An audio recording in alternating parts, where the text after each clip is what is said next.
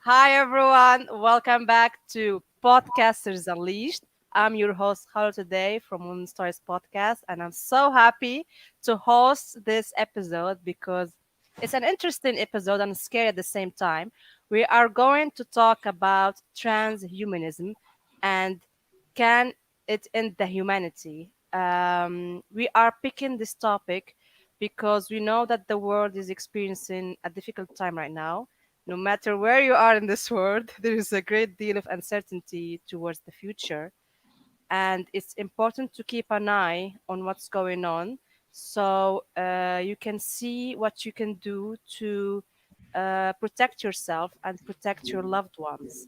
And this topic has been suggested by a lot of audience, and we are happy to host topics that you think is interesting to debate on. So please comment, subscribe, share this episode with someone who needs to bring awareness and to be conscious about what's going to happen.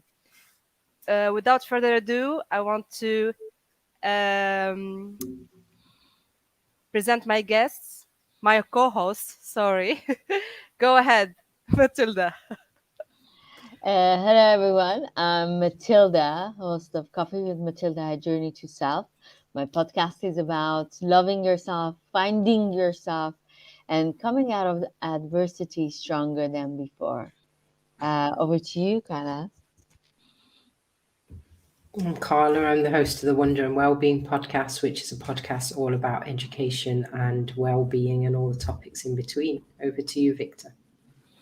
Thank you, Kara. Yes, I am Victor Seo, the host of Diaspora Entrepreneurs Podcast, where we have conversations with entrepreneurs who have managed to move from the core 9 to 5 towards their lifestyle of freedom. Over to you, Simon.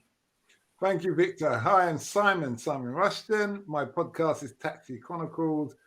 We are on all major platforms and we're just sharing stories, allowing people to share their stories about their interesting journey of life, whether it be career, heartache, entrepreneur, silent seekings, and then many, many more. They're short, they're 5 to 20 minutes long, so they won't spoil your day. Back to you, Howla. Thanks, Simon. So, guys, also if you want to catch any podcasts here from the co-hosts, you can see in the banners the title of the podcast and where you can find it. So, yes, let's start in the beginning to understand what transhumanism is, because a lot of people they don't have any idea what is the transhumanism. It's a new topic for a lot of us, but it's something that is not a science fiction. It's not something that is away from our reality. It's actually a belief and a theory that the human race can evolve beyond its current physical and mental limitation, especially by means of science and technology. Can you guys unmute? Thanks. So I want to know, Matilda, your opinion about transhumanism and what did you find interesting about this? Well, before me giving my opinion about, let's look at dictionary and some definition about it, so everyone can be on the same page. It's the belief or theory that the human race can evolve beyond its current physical and mental limitation, especially by means of science and technology. And Oxford Dictionary saying transhumanism is a philosophical, intellectual movement which advocates the enhancement of human condition by developing and making widely available sophisticated technologies able to greatly enhance longevity, mood, and cognitive abilities, and predict the human mind, which that comes the scary part. Um, I mean, by reading these and watching some examples of some companies that working on this field, is a little bit scary. Um, I don't think that I can digest what's going to happen very soon. It's going very fast, and it's an uncomfortable feeling. Plus, with the metaverse, I don't know if 10 years later I will know my life as I know now. Um, there are some, I can give you some companies that they're working with this field if you're interested. So there's this one company that was created by Elon Musk, Neuralinks, in 2016. And they wanna what they wanna do, they wanna put a chip, they wanna do a surgery. So it's a surgery they do, and they put a chip in your brain, and that chip is like um, it's like extra computer you're adding to your Mm. brain, so you can start learning languages very fast, extremely fast. Maybe in 1 week you can learn a language if this technique goes in advance. And you can learn different other, even you can read books. Maybe in 1 hour you can finish a book, a very big book that might take you 2 weeks to finish it. um, Other skills of life, they worked, they're saying that they're gonna, the first chip they're gonna try it on the human end of 2022. They've already tried it on animals. One of them is on a monkey, and this monkey can play ping, I think, computer game, which I don't know what game it is, but I'm sure gamers know that he can play that game like a child, like a human. And first they taught him, I mean, he can learn it as faster than a human child can learn. And not only he learns the game, he can even play the game with his brain. He doesn't even need to touch any elements. And also we can predict how his gaming will be in future, because um, we can see his neurons and how he's connected to his nerves. So it's scary, but obviously Elon Musk is introducing this concept by he's saying he's going to help people that they're paralyzed, spinal difficulties, and brain activities. They're Mm. lacking brain activities. So I feel like this is under a good umbrella, but Yes. I don't know. But everything in the world, when they want to create, they don't create what really they want to do with humans. They Mm. create it under a, it's like a ship shell. I Yes. know. I, Just to I, jump in there, we've got a comment from Sasha. Nice to have you back, yeah. Sasha. Everything is moving so fast right now. Technology, economy, society, it's a real evolution on this small planet. So nice to have you back here, Sasha. You can always expand on that comment if you like to. Back to you, Howler. Yes. So actually, what Matilda was saying about helping paralyzing people who are paralyzed and they can have the basic ability. Actually, I had a flashback in 2013 with an AI professor. He talks about it. So it's actually a very old ideology, transhumanism. It's not a new thing that it just emerged in the past 10 years. Neuralink was created in 2016, but the idea was there before, and we can see that also in the science fiction movies. In Matrix, they explain very well how the chip is is working.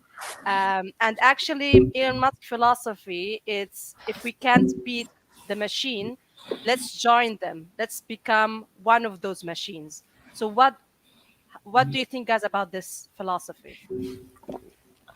Go ahead, Carla.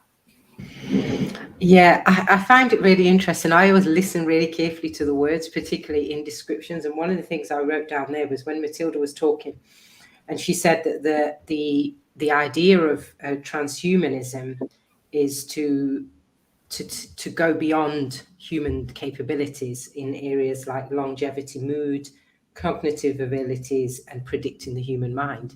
And what's interesting about it is there are disciplines already existing in the world that show us how, without any technology, how to go beyond our current capabilities. So how to improve mood, for example, using just diet and normal lifestyle. And human beings, even knowing that, for example, that you should eat fruits and vegetables, fresh fruits and vegetables every single day for mood, for health, for longevity, for everything, they struggle to do that. Most human beings struggle just to eat the right food. Most human beings struggle to do the everyday things. So we're not actually using the capabilities that we currently have. Lots of people stay up late watching TV, for example. They don't have the self-discipline to turn off the TV and go to sleep, which would do amazing things for your mood, for your longevity, for your health, for your relationships. And they don't do that. But there's a group of human beings out there that still think it would be wise to give us more access to more things, more capabilities to go beyond, when we haven't even managed to handle in a wise way our current limitations. And also a group of human beings that believe we need more technology when the technology we currently have isn't being used in the wisest way either. So if we take a simple global problem like food distribution, there are still millions of people around the world every day who go without the food that they need. Never mind all the fancy fruits and vegetables and superfoods and all that. They just don't have basic food supplies. And the current technology, the current infrastructure, the current internet and all of that is not being used to solve those basic human problems: housing, food, clean water. And yet these people in these technologically advanced minds believe that what we need is more technology to make superhumans. It just doesn't seem to make sense to me. It's a bit weird.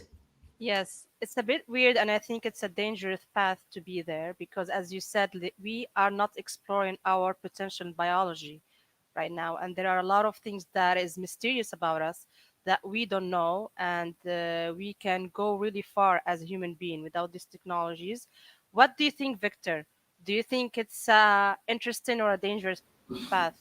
Just before Victor jumps in there, behind from Sasha, behind the philosophy concept, Huli, excuse me, Hallux, there's a belief system, the myth of the golem, a Kabbalist vision of the life related to science.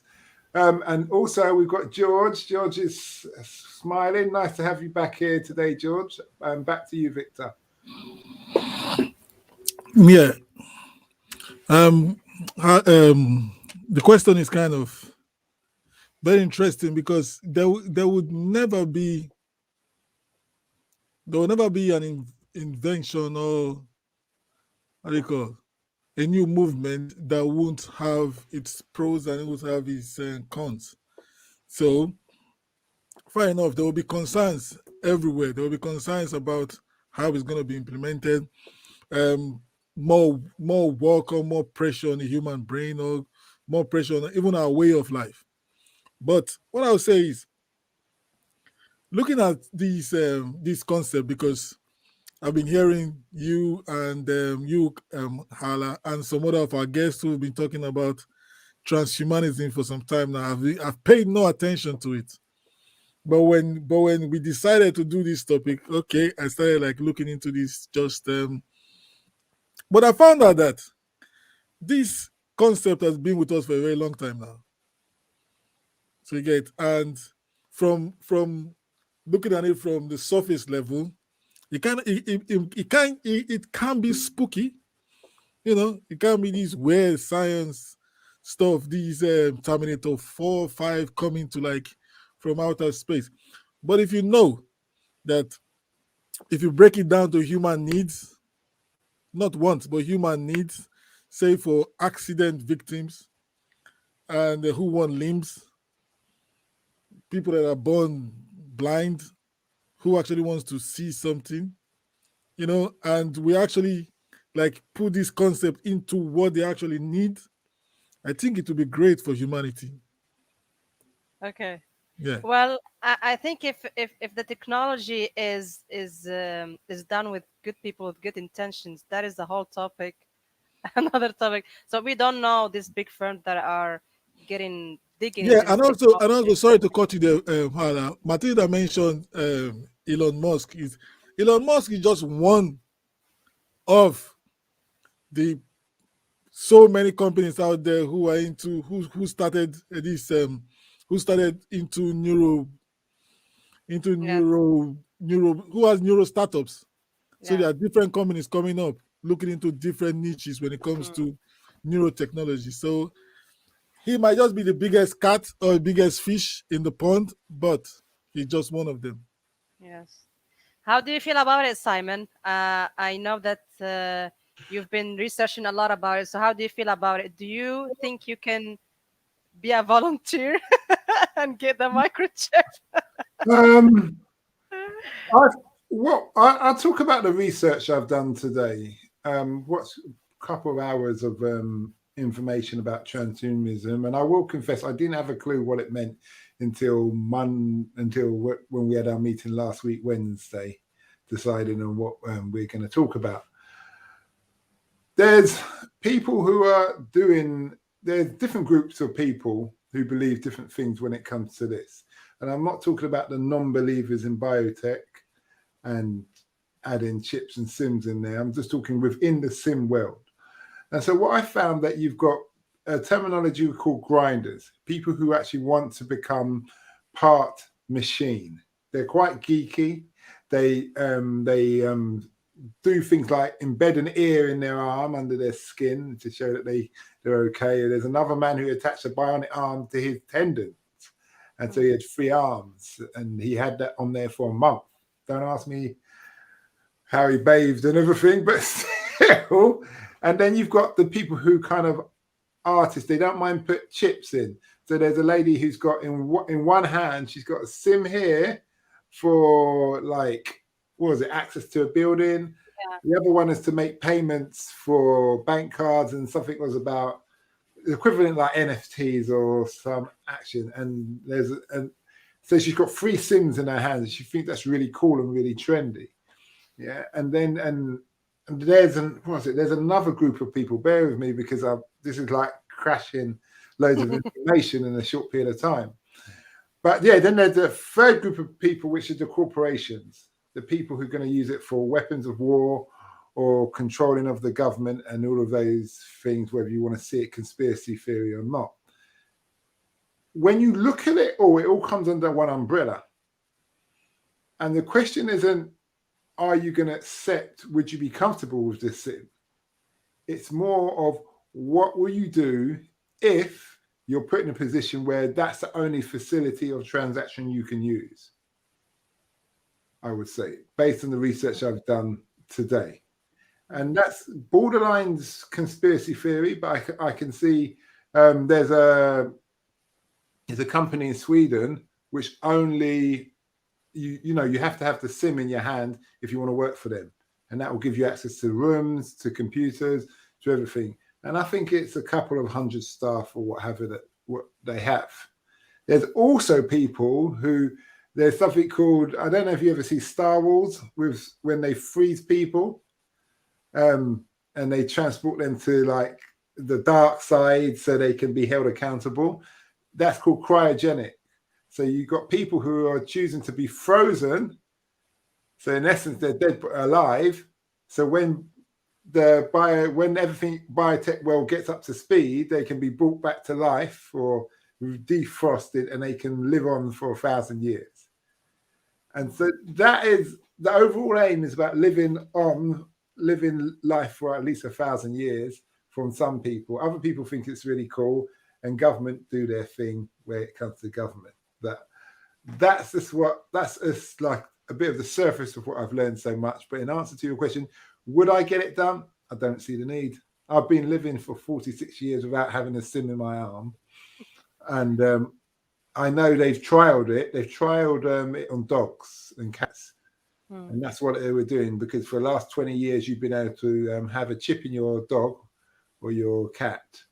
So if you find an animal, you can, or they can turn on the GPS or whatever it is and find your dog and that kind of thing. But keep in mind the difference between that and what we do as humans. The dog isn't getting scanned 20 times a day.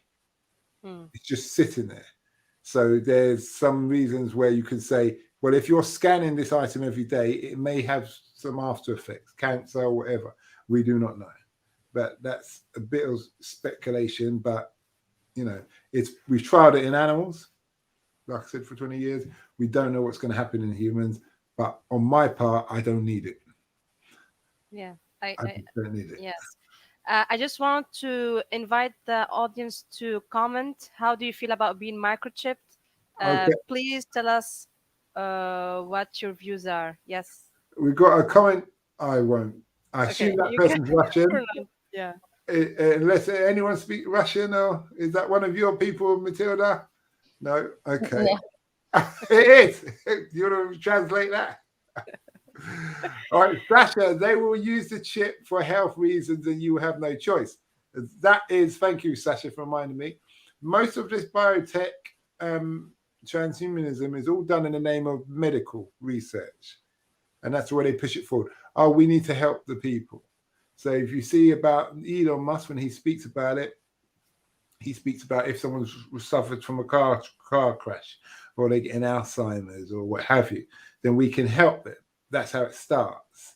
We're here to help and thing. But then it just also goes into the thing that data is more important. Yeah, that was the key thing. Data is worth the most asset on earth. And in traditional days, you have a right, you know yourself the best. But now with data, it's like I was looking through my search history on YouTube, and it really told me a lot about myself. Now that's just me having a glimpse, but that computer system or Google really knows me probably more than I know myself, because they know everything I'm been looking at, so they can anticipate that information. I'll give you a classic example. This is a true story. I'll try and keep this short. In America, this lady was her data. She'd been using her data. She'd been using cards and what have you for everything. So they worked out that she hadn't gone shopping and ordered her sanitary products, so she must be pregnant. So they sent her a card saying, happy, congratulations on being pregnant, and send her a load of baby stuff, potential thing. Well, she didn't know she was pregnant, and her father got the card, so it caused an uproar. Yeah, and that kind of thing. So the company got sued. But that's how far, and this was like 10 years ago. So that's how far they've gone 10 years ago. So just imagine what they're like today. And with that data, they can anticipate where you're going to go, what you're going to do, what coffee, where do you go Starbucks, when do you put your feet up, when you do this, when do you do that. And if you've got to use a chip to get in from room to room in an office, they know all you. So they can predict what you're going to do, and then they can sell you. Of course. Actually, because now today data is like the new oil, the new rich product. And if you want to erase your information, you can. Go ahead, Matilda. I think we're not focusing on the idea that, I mean, sending us things to buy is the least of our worries. The point will be the rich or the extremely rich will have superpowers and will be the mouse of the society. Worse than a mouse. We cannot even learn the languages as fast, for example. We cannot go to universities because these people with chips in it, they can go, I don't know, the level will change. And you're going to be competing us in 10 years. We need to compete with people who have chips, and the young generation, I don't know what they will do to the young generation. So we will be out of our techniques or our knowledge, our years of studies or our careers will not be the same thing that we know of now. I don't think we can continue. I don't know what will happen, but I don't think we're going to be in a happy place. Normal people, average people won't be in a happy place. Yes. And that's interesting because we're going to see how it will rise the inequalities, especially between the rich and poor people. I think we have comments. We can't hear you, Simon. Thank you. Sasha, they already use RFID technology with chips on millions of animals. And that's interesting because when I go to charge my car, I keep on seeing that sign. You can either pay with your bank card or this RFID. And they sent me one. It's just another card. So I don't really understand what RFID is, but I will look into it. But you can also educate us, Sasha. Moving along, George, they can microchip me anything they want, but they will get extremely bored by following me. I like that, George. I like that. I like that. Back to George, you. maybe they will start following us. Will they will see, oh, George is showing up every Monday. Maybe there's something interesting in this show. Yeah, but I think, Matilda, I think, Hala, there's already inequality in the world. So cheap or no cheap, Neurolinks or no Neurolinks, RFID or no RFID, we've been tracked continuously. So, and inequality is still going to get larger and larger and larger. So, I don't think this would make any difference, anyways. I would say, in relation to what you're saying, Victor, and what Matilda's saying, it's more of a case of our individual self-discipline. It's like social media. Some people don't have social media accounts and they're living a perfectly happy life. Absolutely. When other people have it and are complaining, and other people have it and they're just happy. They're just so happy in that respect. So it's a case of, if you're not forced to take the chip, for whatever be the reason, or you just don't have to, as in you haven't had a car accident or whatever happens, because these things all work in different manners, then you're good to go. See, Simon, we are talking the future here. We're not talking tomorrow. We're not talking 10 years.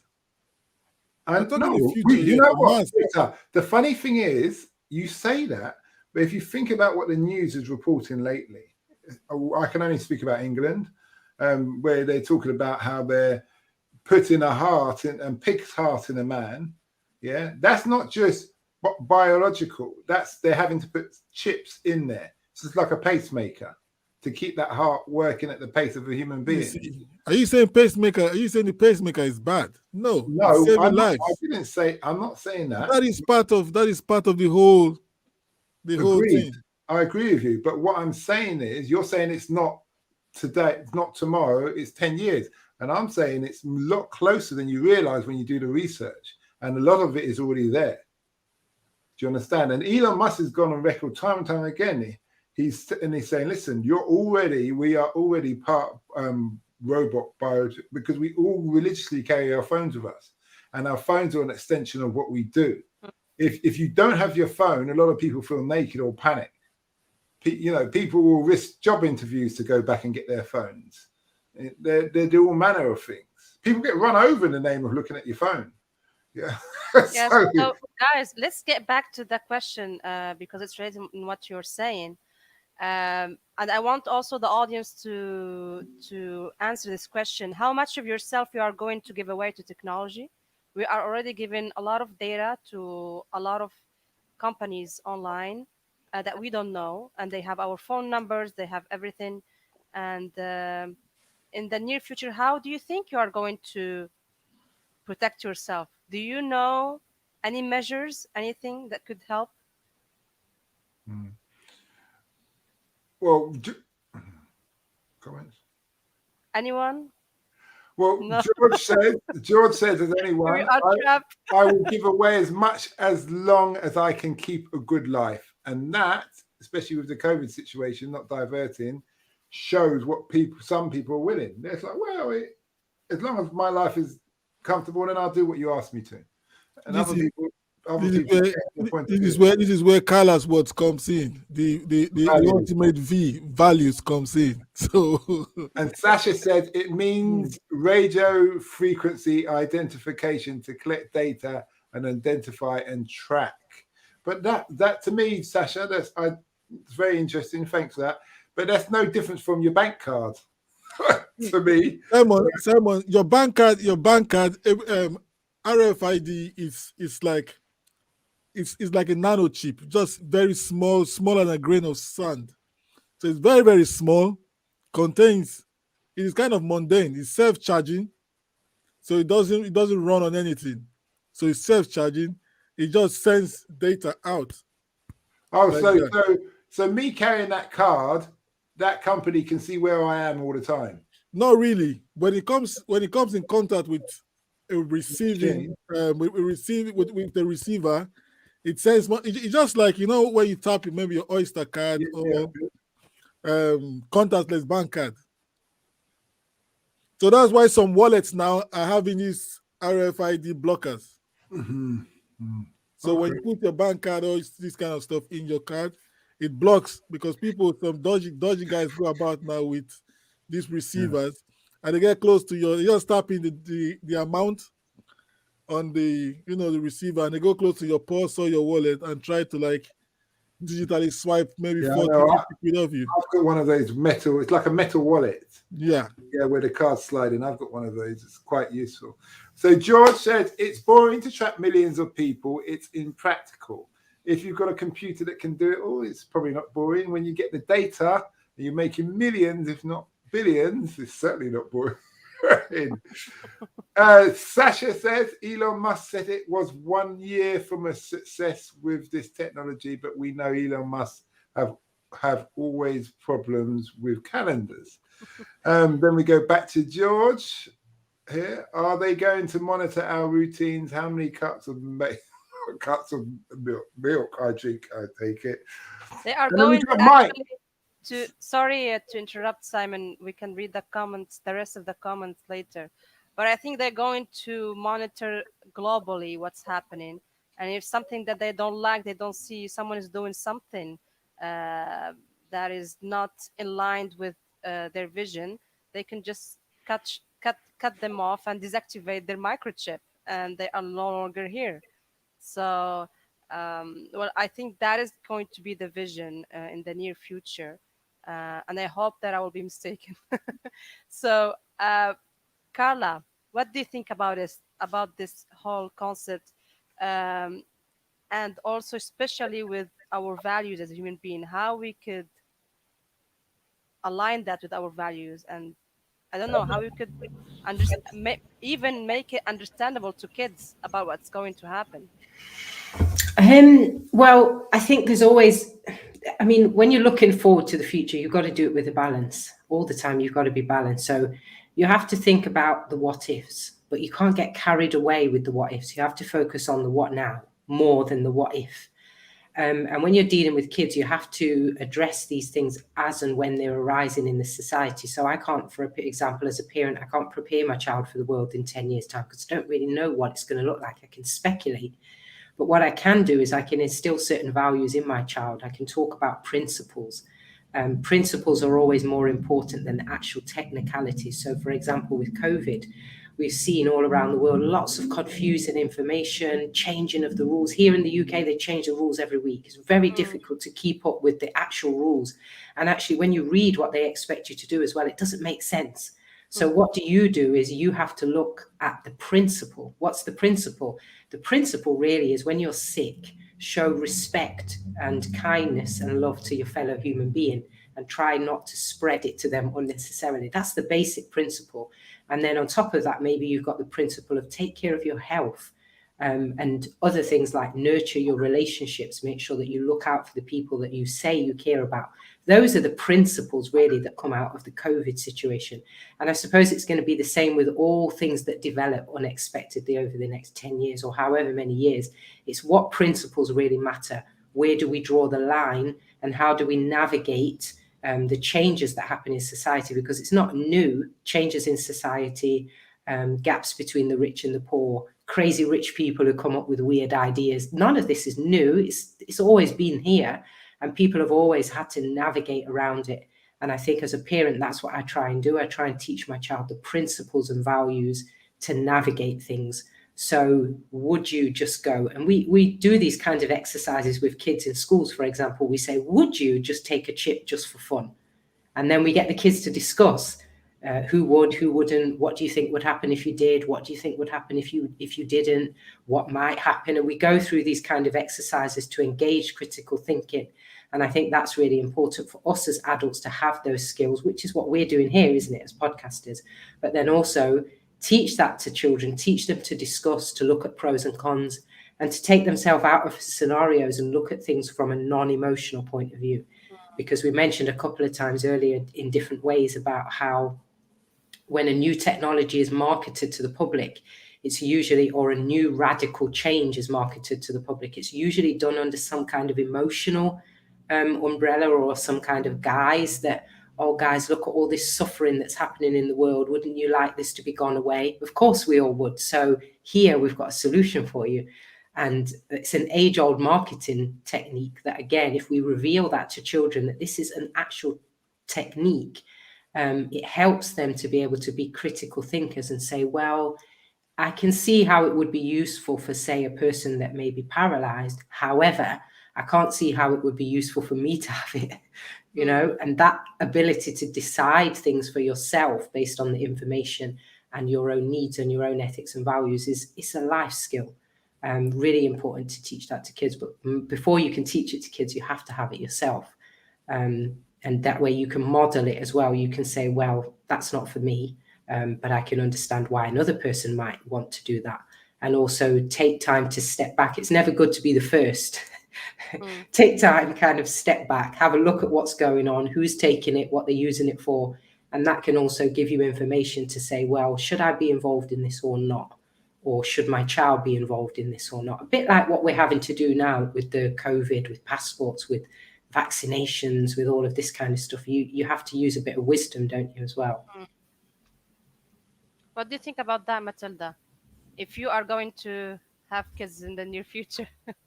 I don't think it's matter of choice. If I'm living in a society that soon it's gonna be chipped, a certain people gonna have chips, I think I will definitely not because I want to, because I cannot function in that society anymore. So I might be take the chip as well. Otherwise, how can I find a job? How can I teach my child certain things when other children have a different advantages? I don't think we will have a choice. I mean, we will be forced to have a certain standard in a society. We will be forced to maybe speak certain languages, a couple of languages, read certain. Reads something fast as I don't know, maybe a computer can, and other things. So I don't think we will have a choice. I don't think society will give us the choice to do that. I'm very negative about it. Because I really feel humanity and the values and the gentleness, the good, bad, everything will go away from humanity. And it's going to go away in a very fast pace. If it took us from internet till now, I don't know, 20 years, this is not going to take 20 years. This is going to be maybe max 5 years. Yeah, I do agree with that. Well, that's a very strong points you guys mentioned. Simon, let's hit the comments. Mike says this is scary, and then we've got a to and fro in between Sasha and George. They've been responding to each other, so I can kind of skim through it. Sasha says, to answer to George, they already use AI to track people in China with the social credit and cameras, facial recognition in the street. They already use the technology for control. It's funny, facial recognition doesn't work very well on black people. That's another discussion. That's fact.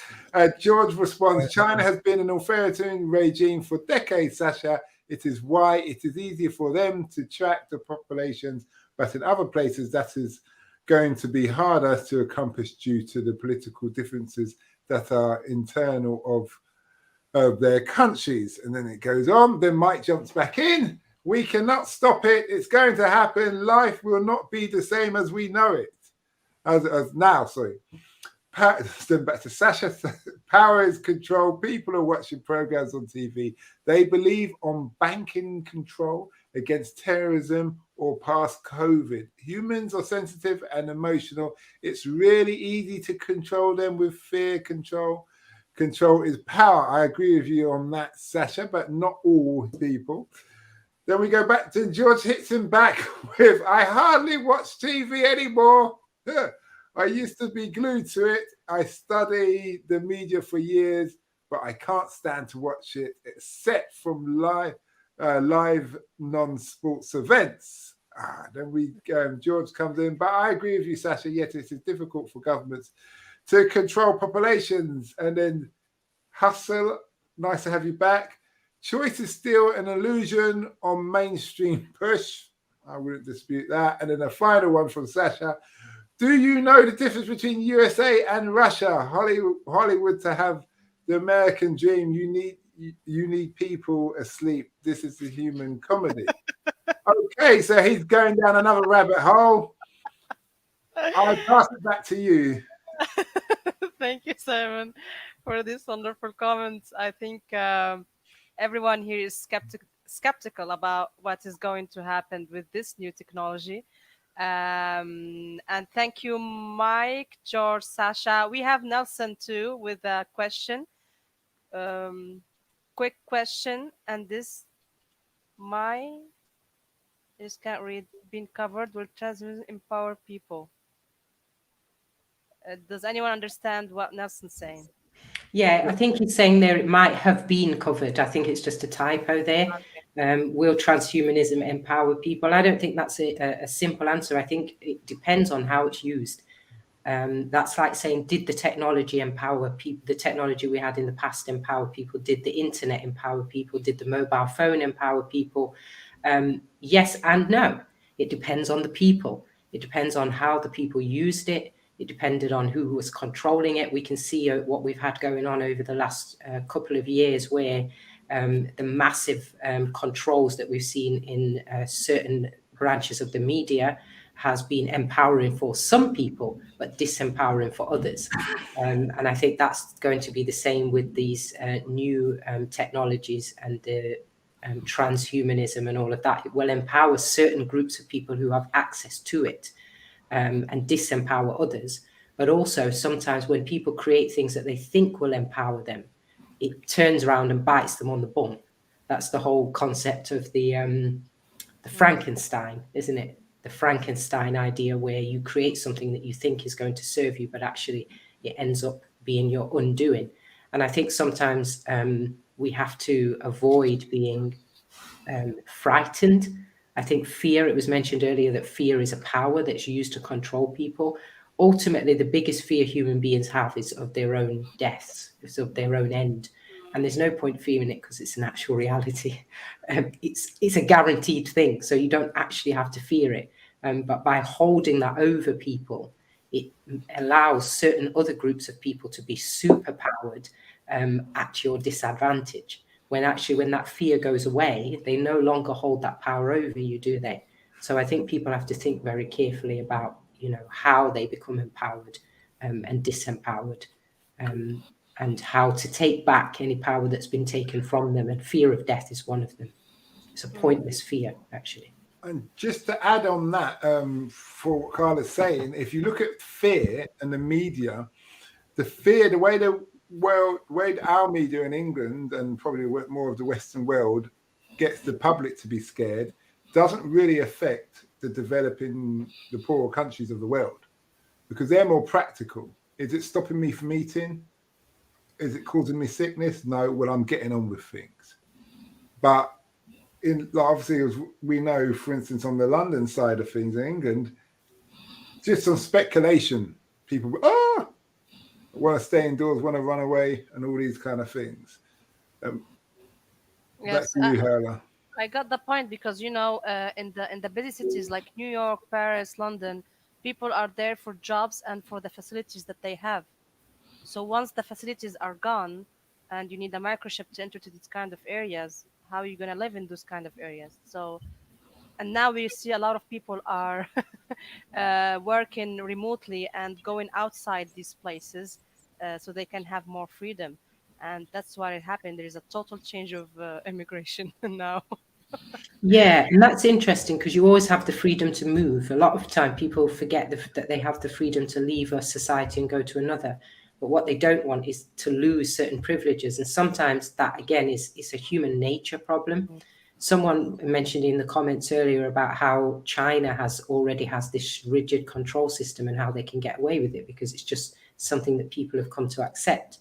But also, one of the things I noticed when I was in Qatar, when the lockdown first happened and COVID was first declared a pandemic, what happened there was at the moment in the UK, there's still a battle going on for people to accept track and trace and these apps on the phones that track their movements and scanning passports and all of that. And the same in Europe. There's a big debate, there's protests, there's all sorts of things going on.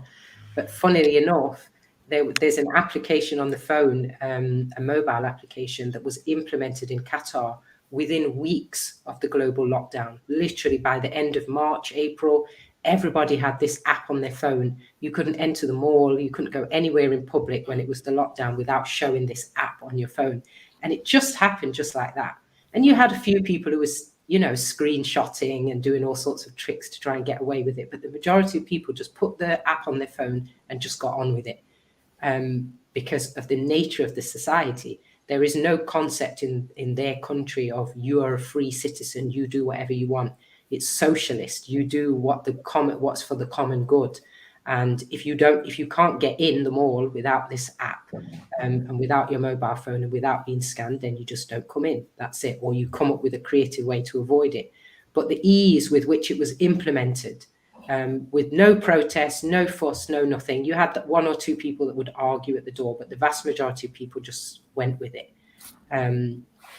Compared to what you see here is an example of what was mentioned in the comments earlier. Different societies, different countries will implement things. And I think it will be the same with this technology. I think maybe you'll see a lot of transhumanist in certain countries, but in other parts of the world, maybe less so. Because actually these people that we sometimes fear and say that they're all powerful and all of that, they're not as powerful as we think. And they're not as good at spreading things globally as they would have us believe they are.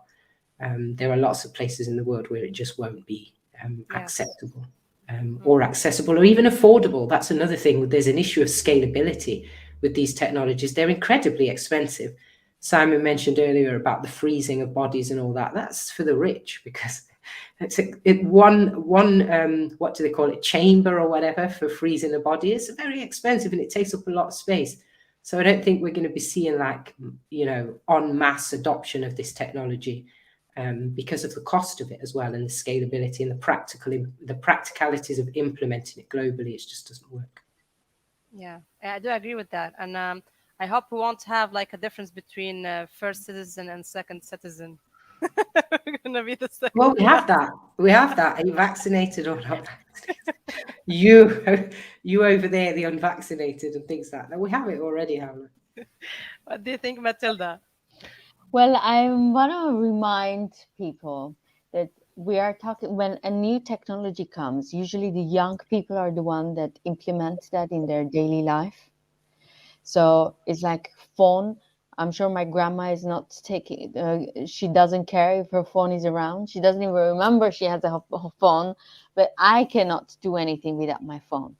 So if this chip thing that is coming in, you have to see the children when they're in their 16 or younger than that they're playing metaverse and they have their avatars. So using these chips is not something out of imagination for them. They're already pampered, they're already conditioned to have this kind of a setting in their brain.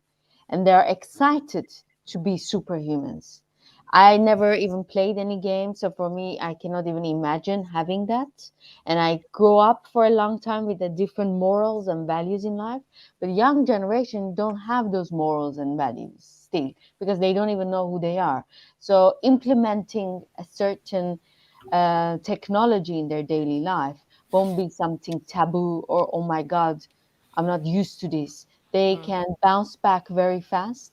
And the scary part is that the young generation will rule the world. They're already ruling with crypto and blockchain with finances. No time in the world the young generation have this much money that they're having now. In 10 years from now, when they put chips in their brain, then it will be a different ball game. So I think the scary part is we won't, I mean, if you're 40 and 50, you're out of the game.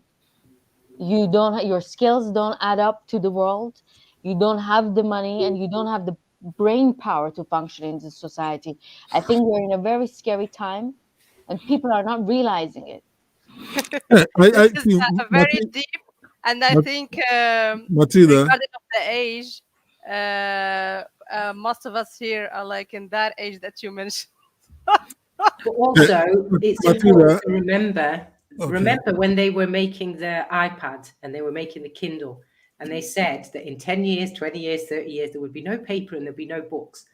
But I would challenge you to find somebody on Zoom, some expert or somebody on Zoom that did a Zoom in the last 2 years that hasn't got a bookcase full of books behind them. There's a lot of scaremongering when it comes to technology. Yeah, Victor, have a look at these Zooms, and all you see behind people are bookcases full of books. So books never went anywhere. When they were saying that there were What age iPads are and this, they? it doesn't matter, Matilda. That the argument was that the iPad and the computer was going to put paper out of business, and you wouldn't find paper in any companies and all that. And you do have places like that now. But there you go. Yeah, you've got Victor's got his books. You've all got books. Maybe But Simon, you were going to put your hand up and say yeah, there's no But, books. but Carla, Carla, you know what it students is? in There is, university, they don't have papers anymore. They're but, on with their laptops. but Carla, Matilda, I I'm a will add teacher. this. The schools are still full of books and paper and clutter. Lots Yeah, of I it. don't. What I would say is this: when it comes to Zoom and StreamYard and all of these platforms, so these debating platforms, there is a tick box, and one of the thing is you should have books behind you, and you should have be seen to have certain books, and you can research that. So whether people are reading the books or not is another question, but they just want to be seen to have those books. But I don't dispute what you're saying. I just thought I'd throw that in there. Yeah, But what I wanted to say, Simon, is that see, um, before we came on here, I was talking to my second daughter. I said, "Oh, do you know what transhumanism is?" So what's that? I said, "Oh, people embeddable chips." So kind of like, he said, "Oh, really?" I said, "Yes." He said, "How does that work?" I said, "Okay, maybe you need to like instead of the mobile phones in your hand, everything now becomes smaller and they were like so instead of you going to school now, you'll be thinking about when the next bus is coming. You just think about when the next bus coming to so bus stop. And you say, okay, how many steps will it take me to get there? How long? He said, oh, that's really weird. I said, okay, yeah, now we're getting them. But the thing is, Matilda or maybe Simon, Carla, did you guys play Princess when you were young? After watching Disney or something, you started playing Princess. That is No, the but my same. girls did. Yeah. Simon, did you do some wrestling tactics when you were young after watching WWE or oh Worldwide? no, no. Oh, Yeah. like if I saw a Or kung fu watch some film, a ninja film, I go and kick my sister. so, Yeah. so for me, it's the same with the coming generation. When Matilda you rightly said, your grandma does not care about phones. Mine too. What is that? Oh, you use it to speak to someone. Really? Yeah. She doesn't care. But now, my son can't live without his phone. Moving forward, these guys will be programmed into accepting whatever is being pushed from the mainstream to them. There, So, like Carla said, the values still boils down to the values. Know what you want, know how it's going to affect you. there is a Yeah. slight dilemma there. If you have a chip, it doesn't Mhm. add up as a phone.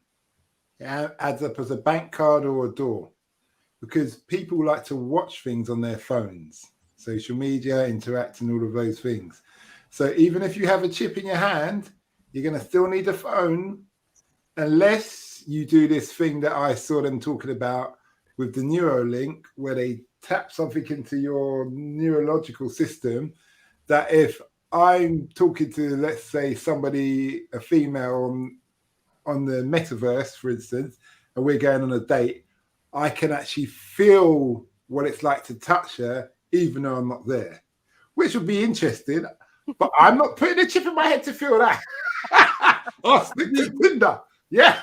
See, Simon, the thing is, you remember when you mentioned the bank. Remember I don't know if you had the passbook going to Abbey National. You had a passbook going to Barclays. You had a passbook, but now you have just a plastic card. Yeah, but excuse me. So these But are evolution.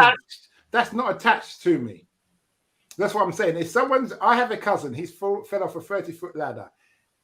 His hearing went when he was in hospital. Yeah, they took a tumor out through his nose.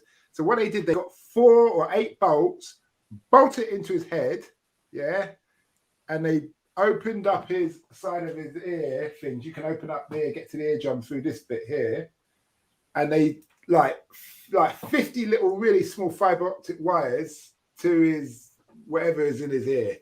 He can hear people through walls. He can hear people down the street. It took 6 months of tweaking to get it that he can just hear people in front of him. But that's how the technology happens. Now, that may seem really useful for someone in the military if you need to hear people like your enemy or whatever.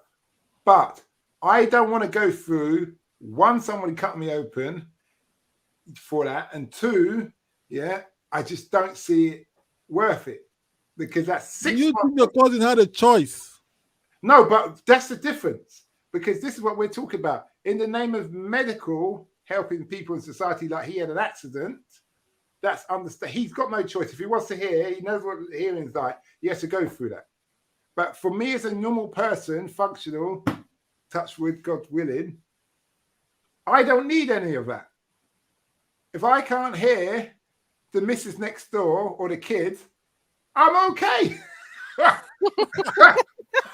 Okay. I don't want to hear what she's talking about. I want to sleep quietly. Do you see what I mean? And stuff like that. Yeah. But imagine if it's a very hot woman next door. You want to hear that. No, I wouldn't want Matilda. I wouldn't. Matilda, we are going to see Simon's profile in the metaverse, dating women. You're seeing young and new and improved. Well, Sasha just mentioned something about Simon's character in the metaverse now. Yeah. Go ahead, Simon. Read the comments. Okay, where? Oh, so is George. Here we are. To put cameras on the streets. All right, this is I'm going to read it very quickly. Sasha and George have been debating a bit as usual. To put cameras on the streets for either control or for the carnival parades next month, it is very expensive and many countries can't afford any of that. If you don't have cameras for carnival, for instance, they can use it for registration obscenities. Well, George, what country are you in? Carnival's a long way away in London. All right. Maybe Brazil also. Brazil. I don't know. Where they drink mate? Where is it where they drink the mate tea? Because he mentioned it earlier. That's Latin America. Argentina. Okay. So Sasha said RFID chip costs nothing. They will use that in Africa for health reasons. I wouldn't disagree with you there, Sasha, but I'll say this. Most people in Africa still live in rural areas. A minority live in the major cities. So chipping them would be pointless because their lifestyle does not correlate. Where are you going to chip them because they're looking after their cattle? That's not going to work out. Take them to the farm. Yeah, but you see, that's not going to work out. So this is the beauty of it. Why I said to you, Hannah, do you want to move back to Africa? Because certain lifestyles you're not going to need it. That could be in Africa, but in Latin America they won't be able to afford them. He says. Sasha goes on, transhumanism is the end of the Homo sapiens. sapiens and the start of the new human enlightened by a new religion. One of the things that they did say on this documentary I watched today, this is for you, Sasha, and for everybody. A lot of people have the assumption that this modern technology is more than what it is, that it can do more than what it actually can do. And if you actually research, it's quite limited in many different respects. So we should always keep that in mind. The boundary not to, sorry, there was a question earlier on, and the question's gone. Okay, we can stop here, Simon, because I want Okay, to no problem. outline the comment. I want to. Can you bring Sasha's comment about the humanism and the new religion? Because I think now a lot of Yeah. people are worshiping this kind of technology, especially the elders. So, what do you think, guys, about this scientist pushing these boundaries in this kind of new technology? Carla, what do you think about this? Do you think it's gonna be a new religion for everyone? It's a new religion for anybody who wants to follow it and anyone who's going to be into it, which is what always happens. You always get people who are for these things and follow them and those who don't. But I think it's always been foolish to follow the so-called wise people of the world. If you look back in any generation, they are limited. They are still people. And I think it's the fear of their own limitations sometimes that push millionaires, billionaires, these people, because this is who we're talking about, really. You need to be up there in the millionaire, billionaire status to even have these ideas in the first place, because as Simon mentioned earlier, most people are just worried about their everyday practicalities. And I think once you've transcended all the boundaries of economics and all that, and you've got up there and you've got all this power and all this money in your bank, it's like, well, what do you do with it next? Well, you come up with these technologies and you try and make a god of yourself. And then you want ultimate power, and it's like it can drive people crazy. And I think that's when it becomes a religion for the people who follow them, because wherever you get anybody who established as themselves above in this godlike status with too much power, too much control, you get people who aspire to be like them, or people who turn their eyes to them, maybe are disillusioned by what's already happening, their own limitations, their own problems, and are looking to them to solve the bigger problems of humanity. But the reality of it is they don't really have the ability to do that, because like I said earlier, if they did, they would focus on the everyday practical things. Okay, let's say you have a superhuman that's running around in the world. They're still going to be running around in an imperfect, dirty world that's full of cancer, diabetes, dying people, killers, confusion, mental health. What would be the point in them being superhuman? They're not going to be able to solve all those problems. Where are they going to live, right? So I think, yes, it could become a new religion for people who maybe are looking for a new religion. But I don't know if it's necessarily going to have a mass following, because it's not scalable, it's not practical, and it's just an idea. Yes, elements of it are already out there, but it would take massive changes and massive concentrations of wealth to make this even implementable on a level that would impact our lives, to be honest. I And don't just to know add, where you Tell guys us. are, because last week, Zara and H&M opened their first store in Metaverse. So people are shopping in Metaverse. People are paying $200 to go, I don't know, Beeper, whatever Beeper, that singer's concert, $200 on a Metaverse concert. Are you guys realizing where our youth are? It's Yeah, not but they're going to be not. very long situation. It's happened. There is a land. Do you guys understand? There is this lands in metaverse that they're being sold. There is this one, Earth 2. It's going to come up in 1 year, and in it's been couple of weeks that's been the project is out. People are buying lands in metaverse in New York. It started for a couple of dollars. Now it's a couple of $100, and like you can buy it in Dubai, you can buy it in Qatar, and people are buying in locations that there is raw materials, because you need raw materials. Our new generation is different mindset. We are I mean, this is crazy. You have to look at how many people showed up on Beeper's concert. Tickets are more expensive to go to the real one than the metaverse one. But you have to see it, how many people were there and how many people are looking to create their avatar in a way that it's more appealing. So a lot of shopping will be soon as for a metaverse shopping for your clothes in metaverse. You might even, they're saying in a couple of years, you might not even, you'll be in a jumper at home, but you will have very fancy clothes for metaverse because that's where you're going to be spending a lot of time. So I don't know how much of you guys know what's happening in the world, but it's scary. You should travel in this, or there's a Discover Land, there's a metaverse land that you go, and you have to see how many thousands, no, millions of people are in it. Young people, 16, 15 years old, they're in it, they're buying lands, they're creating companies. Soon you have to rent places like real world.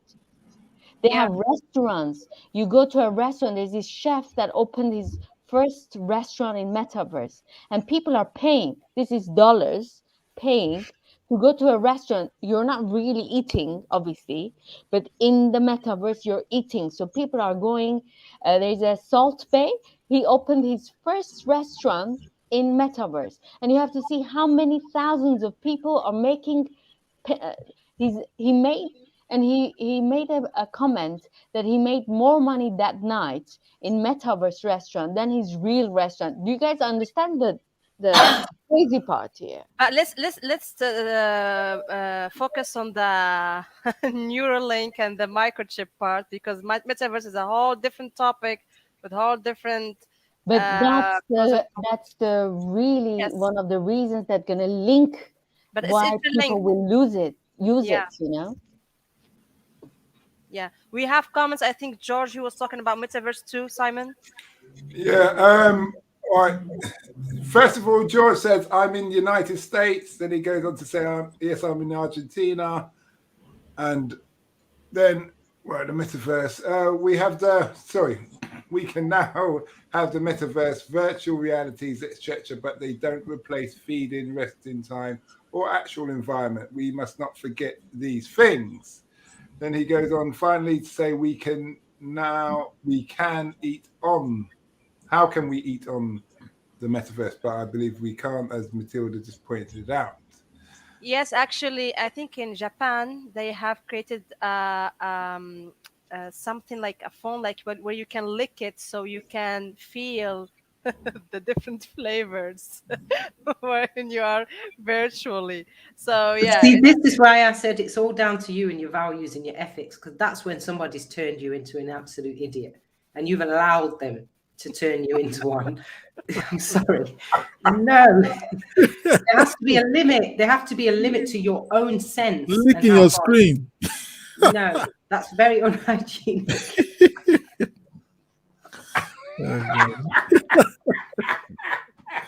Okay. All right. No, they're really pushing it. They're pushing it. Pushing it. so how you guys are going to move forward in the next, maybe not say 10 years, the next 5 years? How do you think you are going to handle all of this new technology and what's going to happen next? What's your vision? Anyone? I don't know. Rule 101, stick with what you know. You know? That go. Anyways, before you take any action that's been pushed to you, you have to do some research, know what you actually want, and know the pros and cons, but don't be scared. Don't go with this, this that mindset of fear that there is some big bad guy watching over you who wants to like take over everything. Yeah, I just just open your eyes. I just need to point out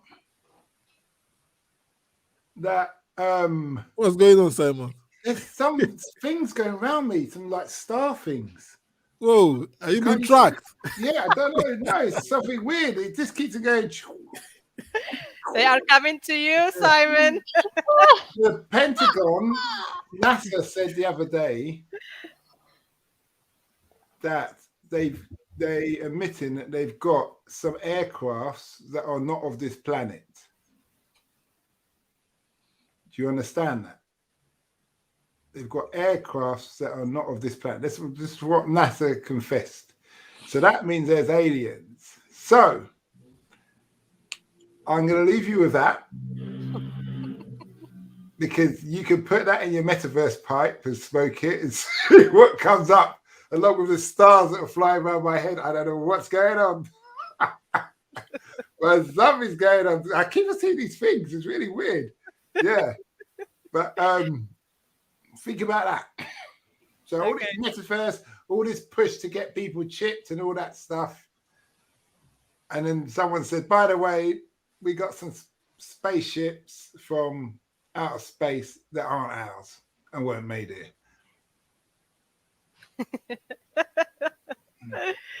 Maybe we need Vic all is checking to it out book. now.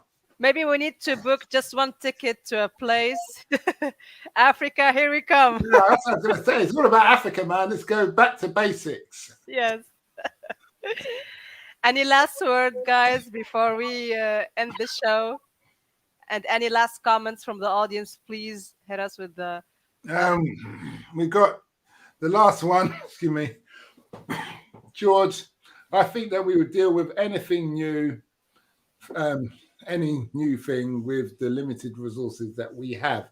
Things are escaping from me today, and the same is happening to others too. But as long as I have health, I have everything I need. Thank you, George. I like that, George. You just do what makes you happy. Yes, and that's the most important thing. So I think we are going to end the show. Anyone want to add final thoughts regarding this topic? Okay. I George can. just says, sorry, Hannah, it was a pleasure to be able to fully follow the show today. I can't do it all the time. It was great. No problem, George. We share the love. We appreciate you and we move forward. And thank you for joining in and sticking with us. I think it's an important topic, and please share this topic with someone who needs to learn about the basics of it, and give us feedback. We would love to have your feedback on this. Yes, Matilda. I was gonna say I will, if really this is happening next year, I think I'll be one of the activists or revolutionaries. I'm not any of it now, uh, but I feel like I will be because it would be sad to do anything against human nature, human feelings and emotions. I love poetry. I think children need to read poetry and to understand emotions and become a good human being, which all with this technology will take away us being human, being this to have these gentle emotions that a human can have. So I can see myself being an activist or revolutionary. I don't know what they're going to call it at that moment, but I can see myself to be one. But Yes. I would say this, Matilda, it's probably of a case of everybody should do what's good for them. Because Yeah, I think it's bad for humanity, and I want to no, stop it. I'm just saying, no, I'm not disagreeing with you. I'm just saying, but if everybody does what's good for them, those who want the chip, take the chip. Those who don't, carry on life. No, Okay, but no. you shouldn't give that to humans to choose. It's just a wrong thing to do. That's it. We don't need chips. Let It's like them learn cocaine, the poetry. Let Matilda. them read history. Why we need to become a superhuman? Superhumans for what? Matilda, We have a nature. We have to follow the nature. What is this? yeah, but it's like Yes, I just cocaine. want to Some add people, something, guys, because I forget to mention it.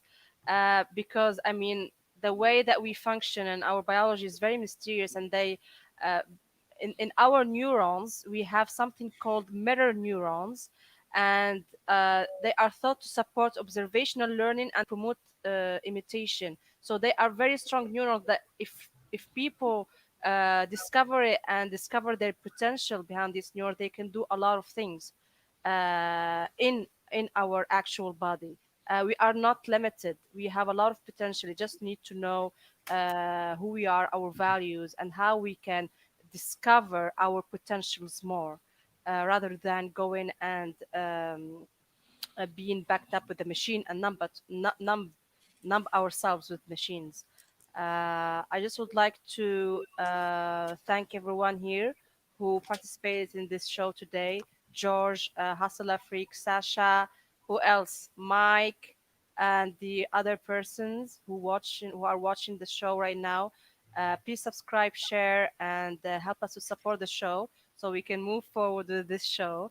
And my last word is, I think there's going to be a two path for humanity, one where we will numb out and merge with machines, and other one that will be maybe a mass awakening, and people could cultivate more love, kindness, and be cautious and conscious about what's going to happen in this world.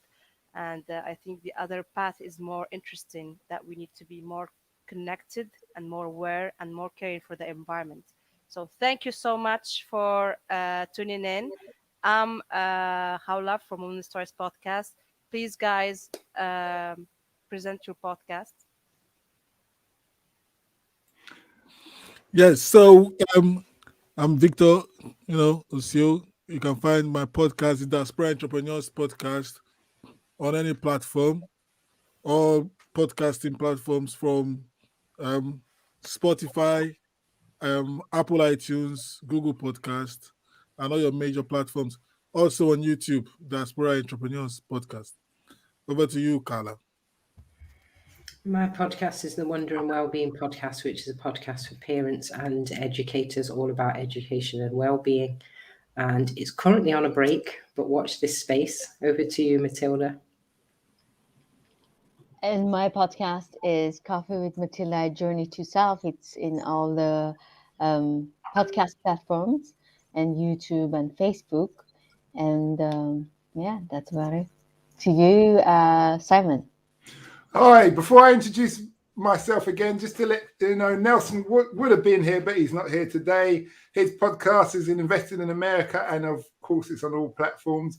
My podcast is Taxi Chronicles, where I interview people and they tell us about all their secret journeys of life, and that's on all platforms too. And next week's episode is a kind of carry on from this, where we have the ethics of biotech. So for those who like this episode, it's a follow-on and we can go even deeper down that rabbit hole. Back to you, Howla. Thank you, Simon, for mentioning it. And next time, our greatest host, Simon, is going to host this one. We are looking forward for your comments, your feedback, and tune in for next week with interesting topics. Bye.